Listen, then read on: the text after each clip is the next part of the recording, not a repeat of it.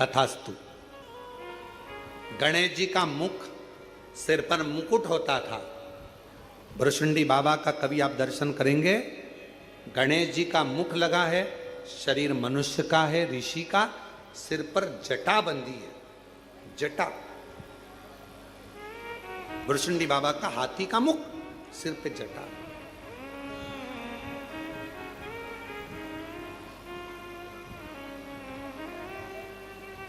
भ्रशुंडी बाबा वहां अपने आश्रम में थे। शमी और मंदार निकल कर जा रहे थे दोनों। अब नवयुवक थे, युवान थे, कई बार हंसने में आ गया। जैसे ही उन्होंने भ्रशुंडी बाबा का रूप देखा कि हाथी का मुख लगा है, मनुष्य का शरीर है, सिर पे जटाबंदी है, बड़े हंसने लगे और जो ठाका लगाकर हंसे, इतनी देर में भ्रशुंडी बाबा को क्रोध आ गया। और भ्रशुंडी बाबा को जैसे ही ऋषि को क्रोध आया, उन्होंने श्राप दे दिया, ए शमी, ए मंदार, तुम इतने सुंदर, इतने विद्वान, इतने ज्ञानवान होने के बाद भी एक ऋषि पर हंसे हो। मैं श्राप देता हूं, ये तुम्हारी जड़ता है, इसलिए तुम दोनों वृक्ष के रूप में हो जाओ। ये मेरा श्राप है। चरणों में पड़ गए, क्षमा क्षमा, गलती हो गई, क्षमा कर दो। सुना सुना।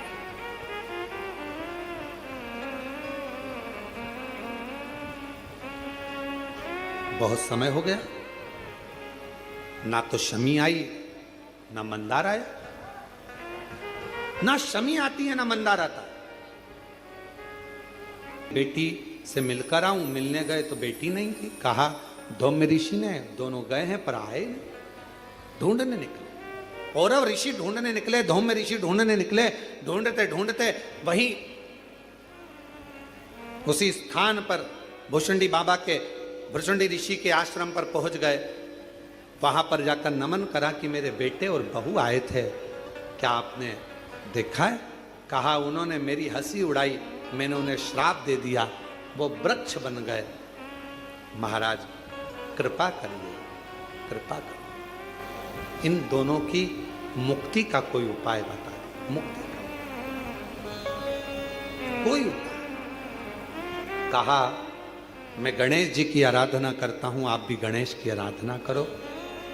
श्राप तो मैंने दिया है, पर श्राप से मुक्त भगवान श्री गणेश जी महाराज कर देंगे। धौम्य ऋषि ने और औरव ऋषि ने गणेश जी की आराधना करना प्रारंभ करी। गणेश जी प्रसन्न तो हो गए। गणेश जी ने कहा मांगो क्या चाहिए? भ्रशुंडी ऋषि ने मेरे बेटा बहू को श्राप दे दिया है, उन्हें श्राप से मुक्त कर दो। भ्रशुंडी बाबा ने तुरंत उसी समय पर गणेश जी महाराज बोले, भ्रशुंडी ने श्राप दिया? वो तो मेरा परम भगत है, और अगर उसने श्राप दिया है तो मैं उस श्राप को तोड़ नहीं सकता।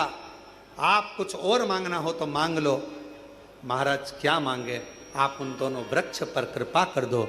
गणेश जी महाराज ने कहा, आज मैं वचन देता हूं, शिवपुत्र गणेश वर देता है।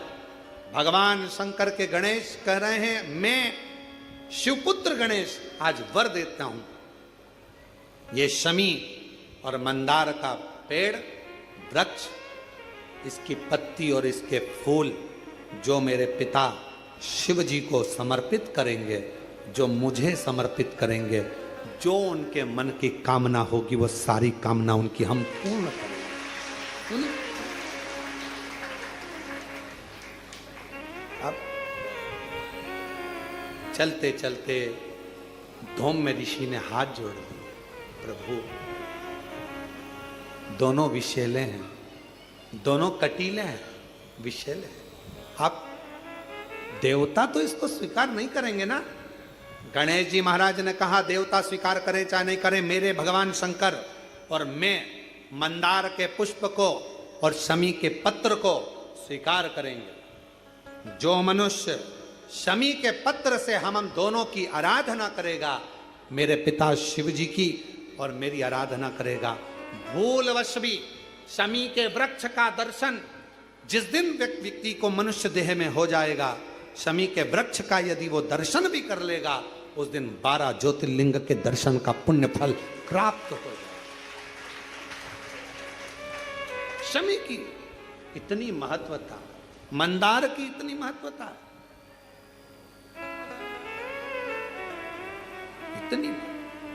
शिव महापुराण की कथा कहती है कितना भी रोगीला व्यक्ति है, कोई बड़ा रोग से ग्रसित व्यक्ति है, वो रोग मिटी नहीं रहा, उसको केवल एक काम चालू कर देना चाहिए, भगवान का पंचाक्षर मंत्र का जाप करे, डॉक्टर से जांच कराए, औषधि ले, डॉक्टर को दिखाए, दवाइयाँ ले, जांचें कराए, डॉक्टर को शिव मानकर उसकी दवाइयों का सेवन करे, साथ में शमी पत्र भगवान शंकर को चढ़ाना प्रारंभ करे। शमी पत्र यदि वो प्रतिदिन नहीं चढ़ा सकता तो सोमवार, शनिवार, कुछ अष्टमी, प्रदोष, शिवरात्रि ऐसी तिथियां हैं जिस दिन भगवान शंकर को शमी पत्र अगर चढ़ाया जाता है तो व्यक्ति के जीवन का कैसा भी रोग हो वो धीरे धीरे समाप्त होता चलेगा।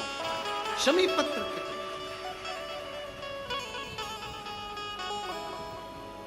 बेल पत्र का वृक्ष घर में रखते हैं,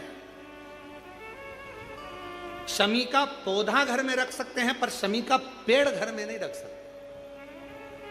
शमी छोटा रहे, छोटे से पौधे के रूप में रहे, तब तक घर में रहे, स्वीकार है, पर शमी का पेड़ अगर बनते चले जा रहा है तो वो घर के अंदर स्वीकार नहीं। शमी पौधे के रूप में गमले में रहे, क्यों? दर्शन होगा, दर्शन होगा। यहां तक कहा है महाराज, अगर शरीर का कोई अंग, उसका एक प्रमाण है, देखिए यहां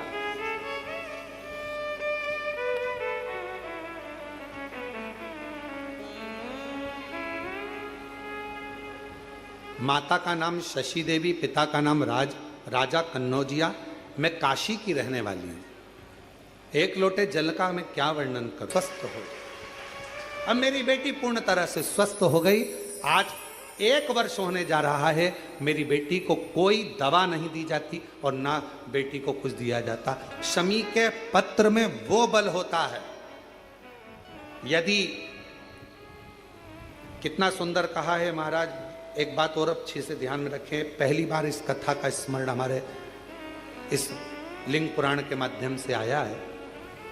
यदि तुम्हारे घर में छोटा सा शिवलिंग है और आपको लग रहा है कि कोई व्यक्ति कोई गलत कार्य कर रहा है या किसी ने हमारे को कोई गलत कार्य करा, कोई ने बताया आपको, वैसे तो कोई गलत होता नहीं है, कर्म के आगे क्या गलत होगा, फिर भी आपको ऐसा लगता है, एक शमी का पत्र आपके घर में रखे हुए शिवलिंग पर चढ़ा दीजिए, उसके ऊपर एक बेलपत्र चढ़ा दीजिए। किसी की सामर्थ्यता नहीं है कि दुनिया में कोई तुम पे टोना कर दे, कि टोटका कर दे, कि कोई हालत खराब, किसी की सामर्थ्यता नहीं। शमी का पौधा जिसके घर में, पर उतना याद रखना, शमी का पेड़ नहीं, बेलपत्र का वृक्ष तुम्हारे घर में हो, शमी का वृक्ष नहीं, शमी का पौधा हो रहे, जिसके घर के आसपास में, घर के नजदीक में शमी का छोटा सा पौधा होता है, वहां पर भी कोई गलत कार्य कोई कर नहीं सकता। किसी की सामर्थ्यता नहीं, सामर्थ्य शिव तत्व की प्राप्ति। और महाराज शिव शिव है, शंभु शंभु, ओघड़दानी ओघड़दानी।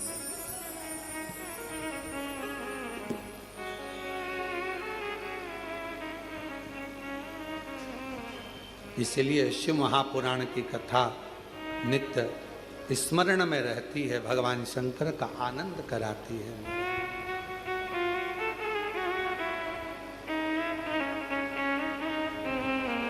भगवान शिव की कथा, भगवान शंकर ओघड़दानी, त्रिकालदर्शी, कैलाशी, अविनाशी, शिव शिव।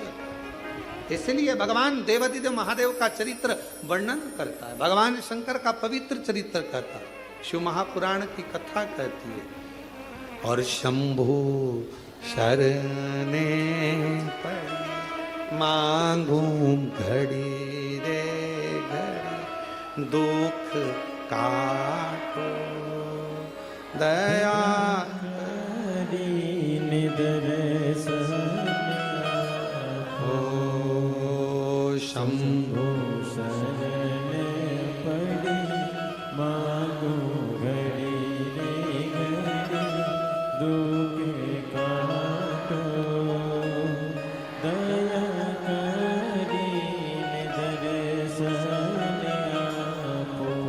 भगवान शिव से केवल दिल से प्रार्थना।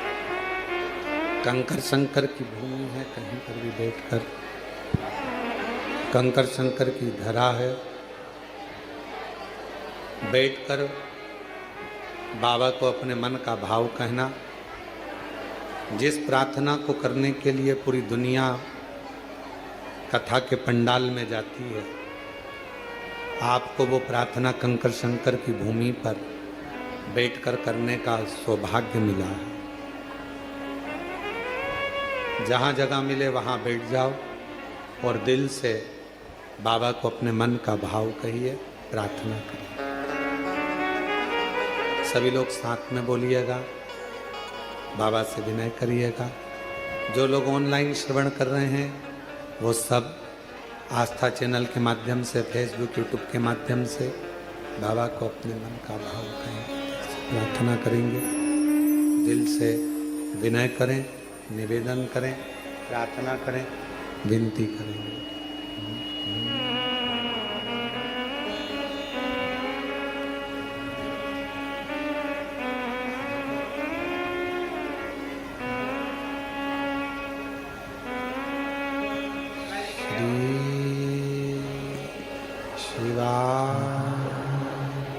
नमस्तु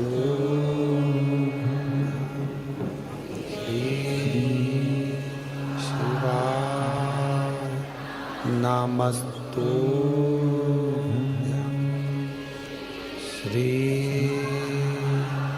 शिवाय, नमस्तु श्री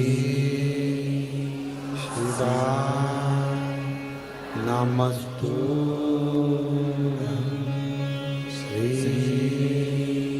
शिवाय, नमस्तु। भोला सब दुख काटो हारा, ओ भोला सब दुख काटो हारा। शिव शंकर जपो तेरी माला, भोले बाबा जपो तेरी माला। भोला सब दुख काटो हारा, ओ भोला सब दुख काटो हारा। वेश है मंगलकारी, वेश है मंगलकारी। शमशान वासी हमारा, शमशान वासी हमारा। ओ भोला सब दुख काटो हारा, ओ भोला सब दुख काटो हारा।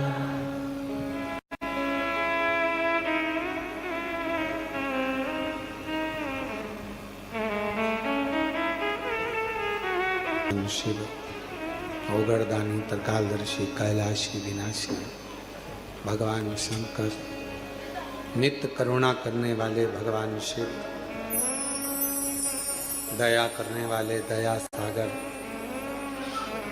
देवादिदेव महादेव की कथा कर रहे हैं।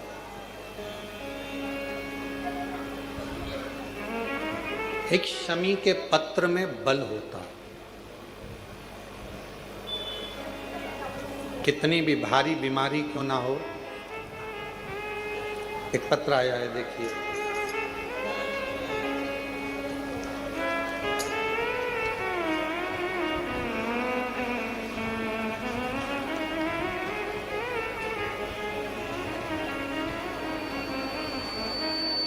मैं